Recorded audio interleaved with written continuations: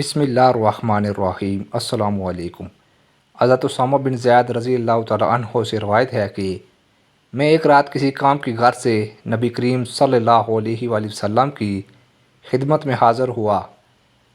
آپ صلی اللہ علیہ وآلہ وسلم باہر تشریف لائے اور اپنی چادر میں کوئی چیز لپیٹے ہوئے تھے۔ اس وقت مجھے معلوم نہ ہو سکا کہ آپ صلی اللہ علیہ وآلہ وسلم نے چادر میں کیا لپیٹا ہوا ہے۔ جب میرا کام ہو گیا تو میں نے آپ صلی اللہ علیہ وآلہ وسلم سے پوچھا کہ آپ نے کیا چیز چادر میں لپیٹی ہوئی ہے۔ اللہ کے رسول صلی اللہ علیہ وآلہ وسلم نے چادر کو ہٹایا تو میں نے دیکھا کہ حسن و حسین رضی اللہ عنہما ہیں جو آپ صلی اللہ علیہ وآلہ وسلم سے چمٹے ہوئے ہیں۔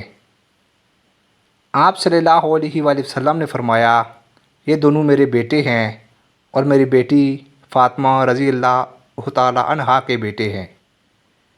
اے اللہ، میں حسن و حسین سے محبت کرتا ہوں، آپ بھی ان سے محبت فرمائیں اور اس شخص سے بھی محبت فرمائیں جو ان سے محبت کرتا ہے۔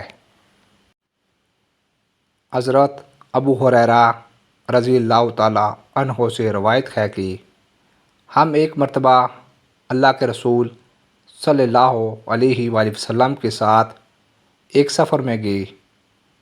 ابھی ہم راستے میں تھے کہ اللہ کے رسول صلی اللہ علیہ وآلہ وسلم نے حسن و حسین رضی اللہ عنہما کے رونے کی آواز سنی۔ وہ دونوں اپنی والدہ سیدہ فاطمہ کے پاس تھے۔ اللہ کے رسول صلی اللہ علیہ وآلہ وسلم ان کے پاس تیزی سے پہنچے۔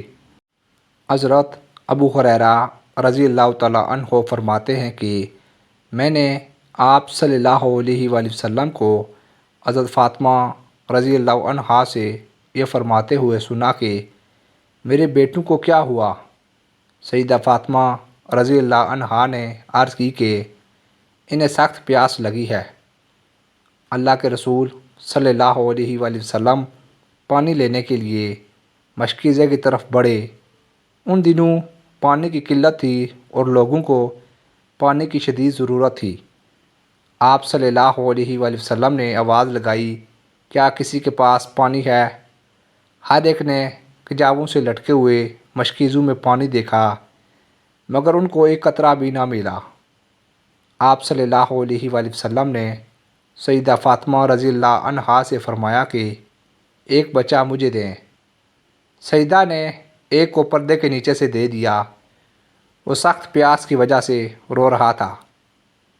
آپ صلی اللہ علیہ وآلہ وسلم نے اس کو پکڑ کر اپنے سینے سے لگایا اور اپنی زبان مبارک اس کے منہ میں داخل کی۔ وہ اسے چوسنے لگا یہاں تک کہ اس کی پیاس بجھ گئی، جس کی وجہ سے اسے سکون آ گیا۔ حضرت ابو ہریرہ رضی اللہ تعالیٰ عنہ نے فرمایا کہ میں نے دوبارہ اس کے رونے کی آواز نہیں سنی۔ ابھی دوسرا برابر رو رہا تھا۔